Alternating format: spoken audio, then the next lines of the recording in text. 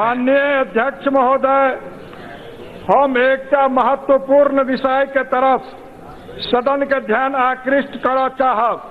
महोदय, मैथिली भाषा जे 8म अनुसूची में श्रद्धेय अटल बिहारी वाजपेयी जी हमरा दलनि, ओहि भाषा में करोड़ों मैथिली भाषी छथि, मुदा आइ तक दूरदर्शन पर मैथिली के चैनल प्रारंभ नहीं भ सकला, जाहि कारणे संपूर्ण मिथिलावासी अपना आप के उपेक्षित महसूस कर रहल हन।